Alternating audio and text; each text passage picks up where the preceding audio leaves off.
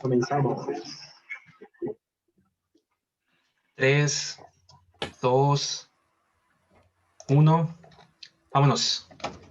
Estás escuchando el podcast de Juan el Polaco.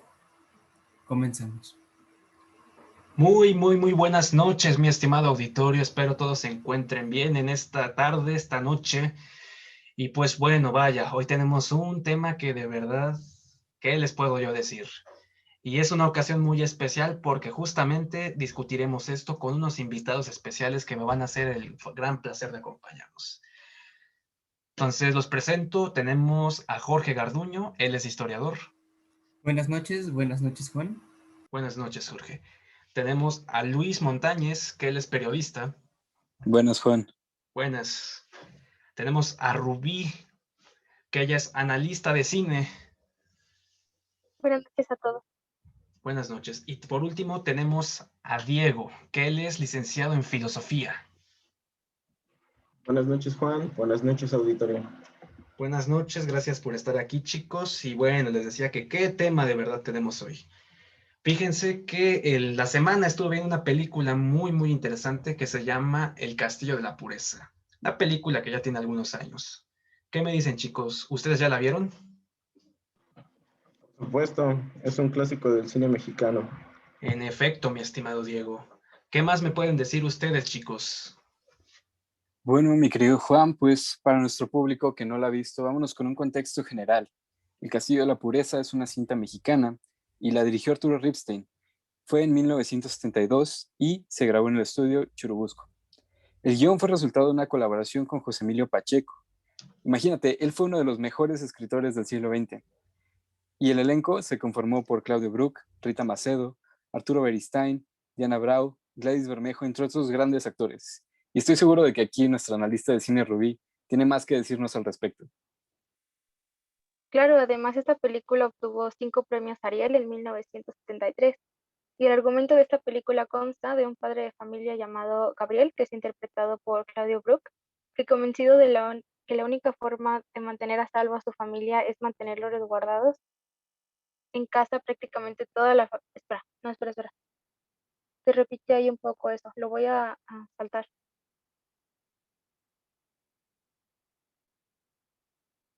Va, recuerda, comienza desde el inicio y ya así lo editamos.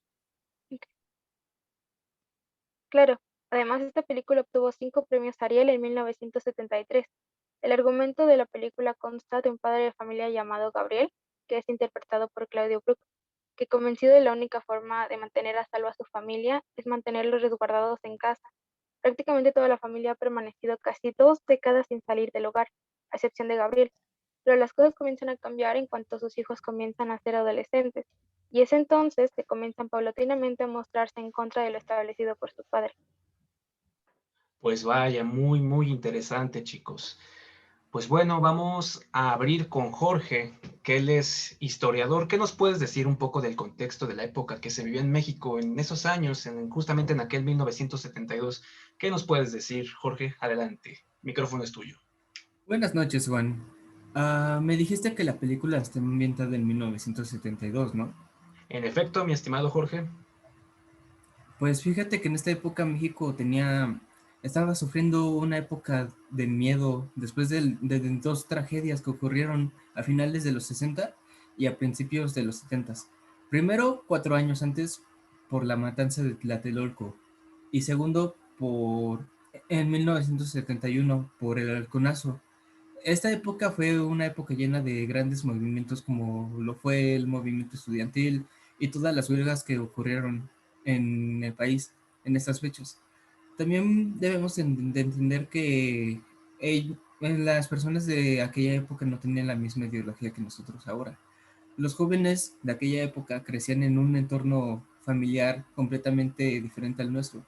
Era más conservador y ya sabes, sí me entiendes, ¿no, Juan?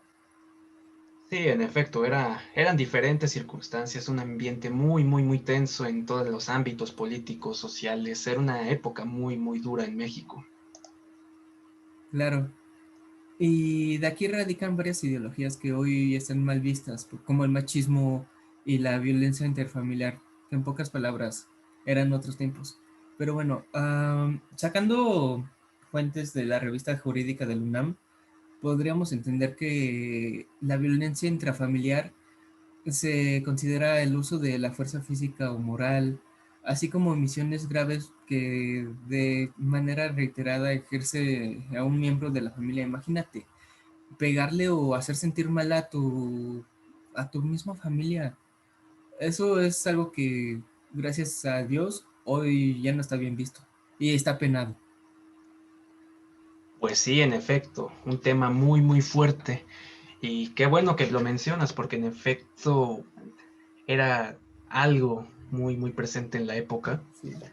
Y justamente me gustaría aquí hacer una pequeña intervención con respecto a lo que acabas de decir.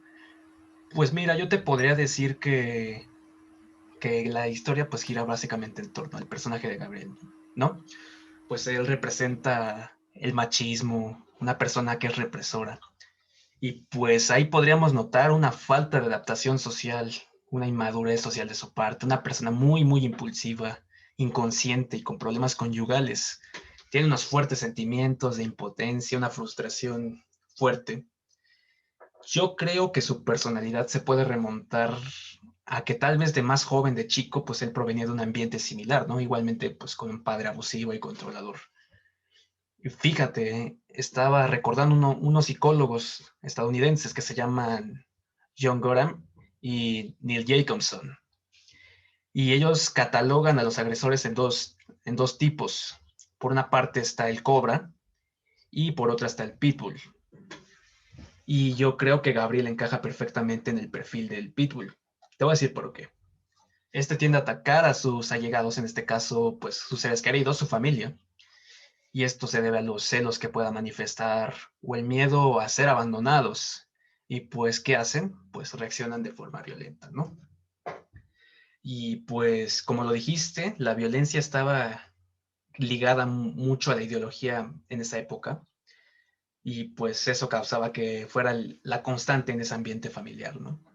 Sí, tienes toda la razón, Juan. En efecto. Y pues sí, es una de las principales causas de esa violencia. Y pues te puedo decir que todos los personajes juegan un papel importante, aunque digamos que la raíz de todo es el personaje de Gabriel. El resto de los personajes pues están respondiendo a las actitudes pues, de nuestro personaje principal, ¿no? En el caso de Beatriz, que ella interpretó que ella es el personaje de la madre, Ujú. pues algo que se nota mucho en ella es la sumisión. Y pues prácticamente pues la violencia de género es que provoca esto. Prácticamente está aprendida a problemas de autoestima a raíz de una violencia psicológica que está ejerciendo Gabriel hacia ella, ¿no? Y el hijo por venir es el hijo de en medio, y en él podemos ver reflejada dos cosas, la violencia y la sexualidad. En el caso de la violencia, pues si nos dimos cuenta, tal vez la violencia más cruda y más dura en su máxima expresión por parte de Gabriel, pues fue ejercida hacia él, ¿no? Porque llega al punto de golpearlo de una manera tan salvaje, incluso más salvaje que al resto de la familia. Y pues él tiende a responder de una forma similar, ¿no? Con hartazgo. Y llega una parte donde explota definitivamente y llega pues a confrontar físicamente, o sea, prácticamente ya agarrarse a golpes con Gabriel. Y pues en la parte de la sexualidad podríamos catalogar como a la reacción natural que tenemos todos los seres humanos. Pero en su contexto podríamos decir que como pues estaban prácticamente privados del mundo exterior, sin tener contacto con nadie más, pues se dio esta cuestión del incesto con su hermana. Prácticamente aislados del mundo exterior, pues sería una cuestión como muy forzada, ¿no?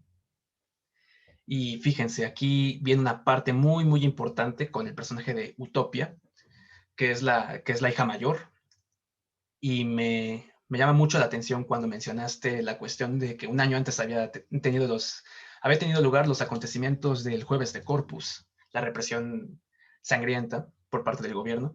Y yo te puedo decir que el personaje de Utopia, que es la hija mayor, pues es la perfecta representación de esto, ¿no? Que en este caso sería la rebelión de los jóvenes. Su actitud es profundamente positiva, ya que siempre revela lo que siente, ¿no? Es un hecho propio de un hombre informado que posee la conciencia de sus derechos, tal como lo decía Albert Camus. Y una pequeña reflexión que quisiera hacer es que la importancia de la libertad radica mucho en la propia vida. Prácticamente nosotros tenemos esa facultad de ejercer nuestra libertad desde que somos niños hasta que somos adultos y prácticamente en toda nuestra vida. Nadie te puede privar de eso. Y pues la libertad es un elemento muy importante en el desarrollo de nuestras personalidades. Pues bueno, entonces le cedo el micrófono a Luis, que él es periodista y nos va a hablar sobre algunos elementos del filme, sobre el guión, cómo se dio la colaboración entre Pacheco y Repstein y cómo fue la grabación, algunas curiosidades que se dieron en la película. Y bueno, te cedo el micrófono, Luis, ¿qué nos puedes decir?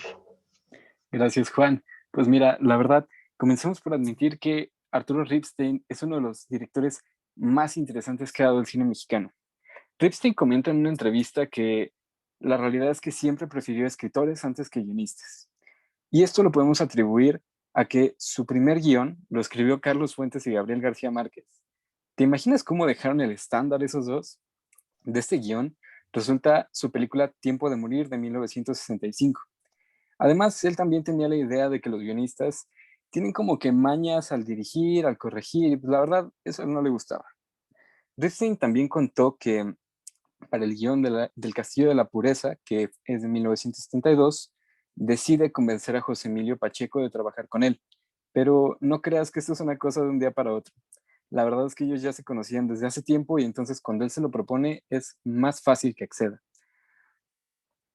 Eh, Arturo tenía una cosa interesante cuando hizo esta película y es que él estaba entrando en esta etapa de madurez y entonces él quiere hacer una película un poco más seria, más madura, pero mientras escribe con Pacheco suceden dos cosas. La primera es que se interesa mucho por una historia real de 1950. En el caso real, el padre elige nombres, podemos decir, graciosos para los hijos, porque me parece que uno le llamó el libre pensador, a otro el librito, y de ahí es que a ellos les parece muy gracioso nombrar a un personaje Utopía, que era lo que comentabas hace un rato sobre este personaje. Esto les llevó a pensar que ellos estaban escribiendo una comedia, pero algo que ellos hacían es pedirle a otros que revisaran sus guiones, pues para ver cómo iban. En este caso le pidieron a sus esposas, oigan, ¿nos pueden revisar el guión? Y cuando ellas lo lean, lo leen, se quedan con una cara de asombro y dicen, no entendemos cómo se estaban riendo de esto, si es una película que tiene un tinte más serio, más complicado antes que el de una comedia. Lo interesante es que a pesar de que es una gran película, fue muy complicado que se hiciera. Te cuento, lo primero fue que Dolores del Río, que era la actriz de ese momento, mira, te voy a poner en contexto, era la actriz mexicana que fue la primera en triunfar en Hollywood. ¿Te imaginas eso? Entonces, ella le pide a Luis Buñuel, oye, ayúdame a dirigir esta película, pero Buñuel dice que no y bueno, lo que pasa es que él recomienda a Arturo Ripstein. Una vez que él está a cargo, elige al que se quedó como protagonista, que es Claudia Brook, pero al hacerlo, ella estaba súper inconforme. Dolores del Río, la verdad es que no quería para nada a Claudia Brook y ella, moviendo a la casa productora, que era Clasa Films, les dice, oye, pues dile a Ripstein que no nos puede hacer eso, ¿no? O sea, no puede dejar este personaje. Entonces, la casa productora le dice, oye, pues la verdad, no nos agradó esto, así que te vas de la producción. Y entonces Ripstein les dice, bueno, me voy yo, pero me voy con el guión porque no me lo has comprado. Y entonces ahí la película entra en un parón de producción porque pues, ya no se pudo seguir realizando. Y entonces una productora de los estudios Churubusco, que es Angélica Ortiz, ve una oportunidad ahí y dice, hay que hacer la película. Convence a los estudios Churubusco y otra vez comienza la etapa de producción. Lo interesante es que unos años más adelante al equipo de producción se le pregunta, oye, ¿y cómo estuvo para el Castillo de la Pureza? Y ellos dicen que la verdad fue pesadísimo. Y yo creo que esta percepción le influyen cuatro razones muy concretas. La primera es que para la construcción del guión y de las escenas se tuvo que recolectar toda la información real del caso. O sea, ¿te imaginas? Tuvieron que ir a las hemerotecas de los periódicos y pues la neta es que conseguir las copias antes no era tan fácil como ahora. Entonces, eso fue lo primero que complicó la película. Lo segundo es que para la escenografía de la fachada se usa lo que hoy en día es el Museo de la Caricatura, que se ubica en Donceles 99 en la Ciudad de México. Pero para la casa que vemos en el interior, se optó más por construir un set ahí en los estudios Churubusco. Entonces aquí pasa que la construcción fue complicada porque Ripstein quería construir un escenario con determinados elementos. Él quería que se pusieran algunos guiños a artistas que él admiraba o que lo han inspirado. Entre estos puedes ver la trampa para ratas que hace el papá y un molino de café que tienen. Estos son unos homenajes a Marcel Duchamp, que él lo inspira mucho en esta cuestión artística. Otra de las complicaciones que tienen es que el que eligieron de encargado de iluminación, que es Alex Phillips, él tiene un problema mientras están haciendo el rodaje. Resulta que le da gangrena y le tienen que cortar el pie. Que digo, afortunadamente al final resultó que solo le cortaron un dedo, pero imagínate, estás a media producción y te tienen que cortar un dedo. Al final él se fue como una semana de la producción, pero dejó a cargo a su hijo. Lo complicado de esta producción es que ellos no optaron por usar luces normales, ellos optaron por usar velas. Y lo complicado de esto es que tardaban hasta hora y media en montar las escenas. Entonces, eso tiene algunas ventajas, como que los actores pueden ensayar mucho sus escenas, pero imagínate lo cansado que es para todo el equipo de producción esperar una hora y media a que esté lista la escena para grabar. Pero bueno, digamos que aún así tuvo su ventaja porque el hijo de Alex Phillips se toma inspiración de Rembrandt y entonces acá la película adquiere una estética barroca que la hace muy, muy, muy interesante. Creo yo que la última desventaja que tuvieron es que Ripstein quiso un simbolismo con el ambiente lluvioso y el problema es que para recrear las condiciones de lluvia es sumamente complejo, en especial para grabar porque digo, imagínate, tienes las cámaras bajo estas condiciones de lluvia, pues la verdad es complicadísimo. Mira, quisiera que le pasaras el micrófono a Rubí porque me parece que ella tiene más datos que nos podrían gustar sobre la película. Claro que sí, ahorita le cedo el micrófono. Nada más haciendo una pequeña acotación sobre lo que comentaste. Vaya, de verdad es que son las cosas que nadie se imagina que pasan en los rodajes de las cintas. Es muy curioso lo que comentas que le pasó a Philips, porque imagínate que se te pare la producción porque aquí el encargado de iluminación pues tuvo algún problema. Pues sí, implica un gran conflicto. Pero bueno, muy, muy curioso. Te agradezco, Luis, por tu intervención. Y pues bueno, vamos a cederle el micrófono a la compañera Rubí Franco, que ella es analista de cine. Entonces, adelante. Claro, gracias. Pues sí, de hecho quería hablar sobre este ambiente de grabación que mencionaba Luis, y es que debido a las diferentes escenas con lluvia que hay en la película, también debemos pensar en el reto que supone para los actores actuar tanto tiempo bajo la lluvia, representando diferentes emociones y escenarios, y esto sin contar las veces que repetían escenas, por lo mismo que Luis ya había mencionado, tener las cámaras bajo la lluvia dificulta la visión, también los audios, también es muy difícil tener una sola toma si es que estas condiciones interrumpen las actuaciones. Entonces también es importante ver el estado anímico de cada actor, y es que estos están muy bien centrados en sus personajes, de manera que puedes sentir las emociones correctas junto a ciertas situaciones y los diálogos. Y de hecho, otra cosa, hablando de diálogos, que me parece muy importante y también muy interesante, al menos en lo personal, es que esta película tiene muy pocos diálogos, relativamente pocos, considerando que la película dura 1 hora y 50 minutos. Sin embargo, esto no influye a que se sienta aburrida o sin expresión, porque la cinematografía, la dirección de cámara y la actuación ayudan a que comprendamos la narrativa sin que tengan que decir las cosas explícitamente. Parte de esto también puede ser atribuido a la química que existe entre los actores, que se generó debido a la práctica que, según el actor Arturo Berrestein, mencionó en una entrevista del 2015 para las noticias del Canal 22, y es que existió este tiempo libre, podemos mencionarlo así, ocasionado por la preparación de iluminación que mencionó antes Luis, y es que esos espacios daban la oportunidad de que los actores en conjunto se prepararan en el mismo set, esto dando como un previo antes de que se grabara. Esto podría considerarse parte de la buena química que tuvieron en escena. Y esta misma práctica, en conjunto con el esfuerzo de los actores para representar y caracterizar a los personajes, de manera que son muy bien identificables y mantienen una singularidad que te ayuda a concentrar en ellos esta importancia que se mantiene en toda la historia, y también tú te mantienes cercano a las situaciones transcurridas en la película. Muy, muy interesante, Rubí. Te agradezco tu participación. Y fíjense, estaba pensando en algo. Muchas veces pasa que hay cuestiones curiosas que muchas veces pasamos por alto en las películas. ¿Qué nos puedes decir, Diego, sobre esto?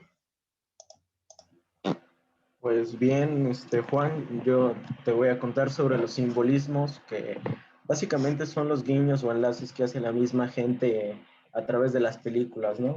¿Cuántas veces no hemos dicho que tal objeto representa tal cosa o que tal situación quiso decir tal cosa, ¿no? Es un juego de analogías, digamos, ¿no? Y podríamos empezar hablando de qué es lo que significa el castillo de la pureza para Arturo Ripstein, ¿no? Como bien dijo mi compañero Luis, pues simboliza un paso a la madurez tanto profesional como personal del propio director, ¿no? Ya que esta película es su tercer filme y lo realiza a la edad de 27 años, ¿no? Una edad crucial para cualquier persona, ¿no? Comienzas, se podría decir, dejas de ser un adulto joven y pasas a ser ya alguien del tercer piso, ¿no? Pero bueno, existen varios simbolismos a través de la película. Comenzaremos como por uno de los más quisquillosos, digamos, que son las ratas, ¿no? Bien, esta información la saqué de una de Crónica, es una página dedicada a restaurar noticias viejas que ocurrieron en el país.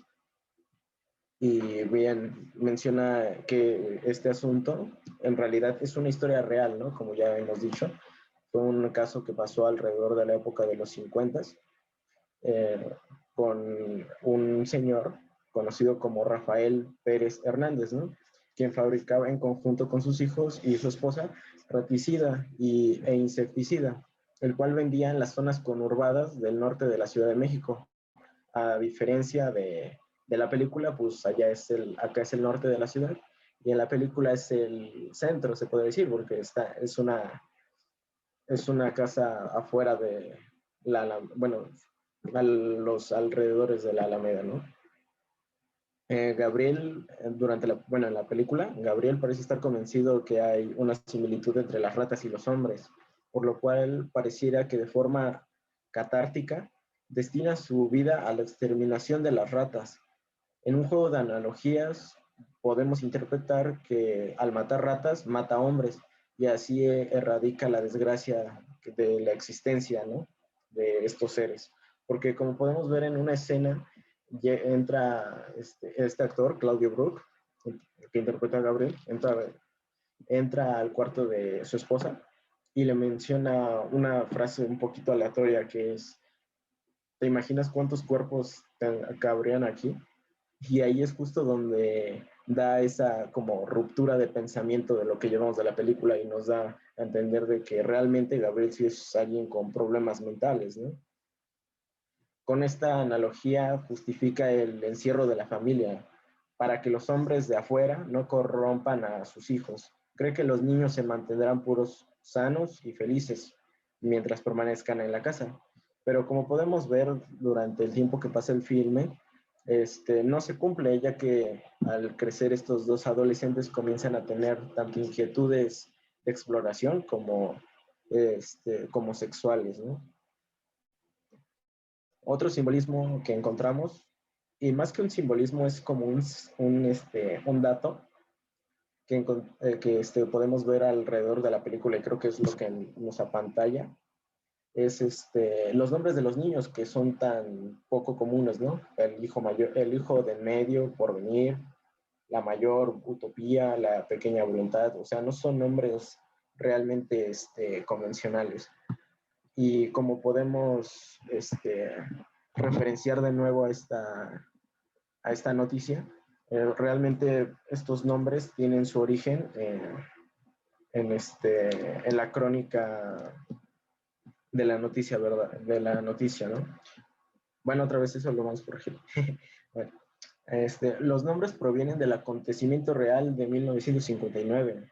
Rafael Pérez Hernández solía ponerle nombres de virtudes, cualidades o conceptos filosóficos a sus hijos. A las mujeres las llamó indómita y evolución, mientras que a los hombres les puso libre, soberano, triunfador y buen vivir.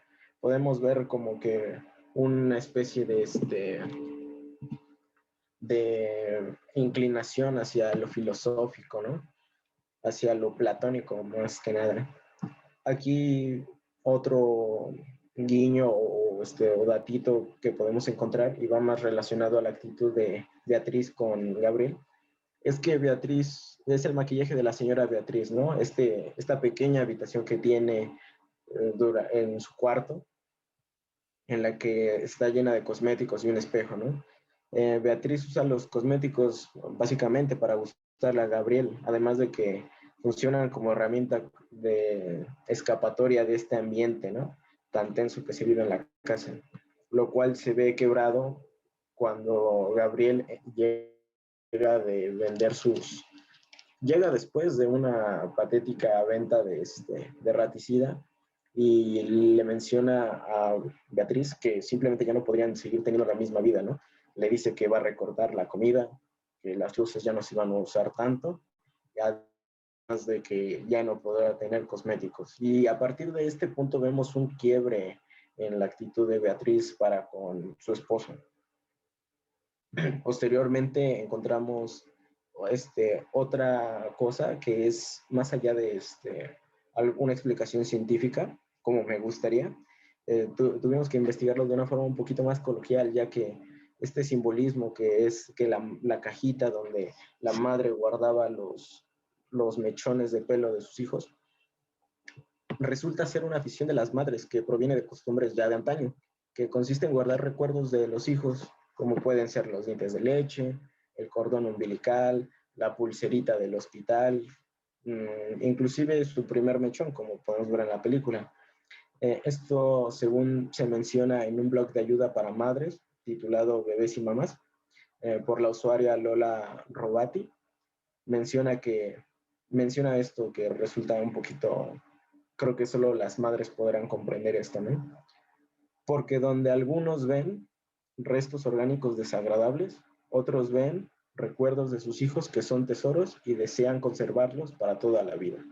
Así que a través de este simbolismo podemos interpretar que Beatriz simplemente trataba a sus hijos como seres pequeños, ¿no? Como una madre. Afortunadamente ella no se vio afectada no se vio afectada hacia sus hijos, ¿no? Al grado de que ella les pegara o algo peor, ¿no? Siempre fue una protección cuando Gabriel se tornaba violento, ¿no? Y finalmente tenemos, creo que, al menos a mí, lo que más me hizo ruido durante la película, que es la educación de los niños, ¿no? Este adoctrinamiento que maneja el padre, porque en realidad, en el caso real, así se manejaba la familia, ¿no?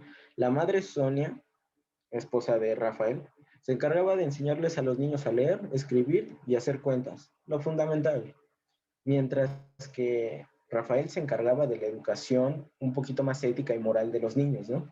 Les enseñaba una teología bastante sesgada, acorde a las creencias de Rafael y su filosofía. Esta educación fomentaba los valores distorsionados con los que se vivía en la casa, y la doctrina religiosa quedaba como puede ser esta enajenación del dolor de otro ser vivo o la exaltación e ideología de que ellos pertenecían a un grupo de seres superiores más allá de los hombres comunes por el simple hecho de haberse mantenido encerrados y no haberse corrompido aún, ¿no? Algunas de las frases que más resuenan durante la película son estos postulados que hace memorizar a sus hijos Gabriel, ¿no? El hombre de recia voluntad moldea el mundo a su gusto. Para guiar a los hombres es necesario volver la espalda a la humanidad. Todos los hombres son hombres comunes, los extraordinarios son los que están seguros de serlo. Vaya, son doctrinas bastante alarmantes, ¿no? Pero sin embargo creo que son lo que hace que la película tenga esa fuerza que muy pocas tienen. Pues vaya, muy, muy interesante, una interesante aportación de nuestro compañero Diego Delgado, filósofo. Y pues sí, muy, muy interesante estas cuestiones. Fíjate, yo me asombré cuando descubrí que era una historia basada en una historia real. Y pues de verdad te cambia la perspectiva. Ya de por sí se te hace una película fuerte, pero cuando te enteras que es algo que está adaptado sobre la vida real, pues te conmociona aún más. Y pues, ¿qué les puedo yo decir, chicos? La cinta pues nos da esa perspectiva de qué tan fatal puede llegar a ser una persona, cómo puede ser manipuladora, qué tan narcisista puede ser. Pero llegamos a una conclusión, chicos. Nos damos cuenta de que eso solo proviene de un lugar. Eso es resultado de que Gabriel, o en este caso el señor Rafael Pérez, pues provenía de un ambiente similar, ¿no? Y simplemente eso lo estaba descargando con su propia familia. ¿Qué nos pueden decir ustedes, chicos? ¿Algo con lo que quieran cerrar? Una de mis conclusiones sería este gran avance sobre la sociedad. Es que esta reflexión que nos regala la película es el cambio del pensamiento social de todos esos años a la actualidad. No sé si puedas ver este cambio drástico que hubo en la sociedad y no fue por un mal, al contrario, fue por un bien. Esto me deja pensando mucho que en un futuro habrá un gran cambio. Vaya, muy, muy interesante aportación, Jorge. La verdad es que sí, en efecto tienes razón. ¿Alguien más que quiera hacer algún comentario de cierre, chicos? Así es, como dice mi compañero Jorge, ¿no? Esta sociedad que ya presta mejor atención a las enfermedades mentales y señala la importancia de su atención, ¿no? Antes de que se complique y resulten estas familias disfuncionales, ¿no? Otra cosa que me aporta a mí personalmente la cinta es de que logra trascender hasta nuestros días con una fuerte crítica social, ¿sí?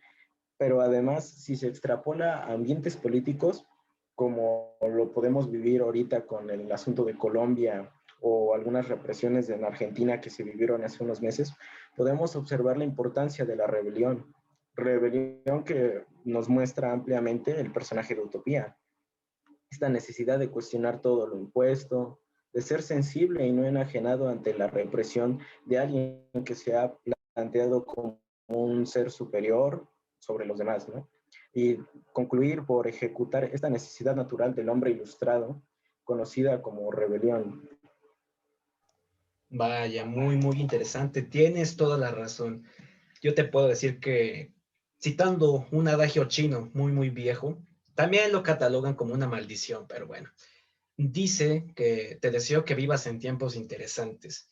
Híjole, yo creo que estos tiempos, pues es quedarse corto, catalogarlos como interesantes, porque pasan bastantes cosas y el cine, vaya, es una de estas formas de expresarlo, verlo reflejado, cómo lo puedes interpretar, pero muy, muy, muy bien. Gracias, Diego, por tu participación. ¿Alguien más que quiera hacer algún comentario de cierre? Juan, creo que no habría nada mejor que cerrar con las palabras de un gran nihilista. Ah, yo los quiero dejar con una frase de Albert Camus. La rebelión es profundamente positiva, ya que revela lo que siempre debió ser defendido. Vaya, muy, muy interesante aportación, Luis. Pues bueno, chicos, les agradezco su participación, que me hayan acompañado aquí esta noche. Y pues nada, vamos a despedirlos como se merecen, chicos.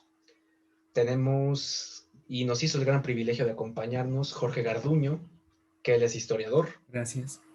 Gracias, Jorge. Muchísimas gracias, Juan. Espero volver aquí en este Claro que programa. sí, tienen las puertas abiertas. Buenas noches. Tenemos a Diego Delgado, que él es licenciado en Filosofía y Letras. Un placer, Juan. Espero igual tener un espacio nuevamente contigo. Placer, chicos. Tenemos a Rubí Franco, que ella es analista de cine. Claro, muchas gracias. Hasta luego. Gracias, hasta luego.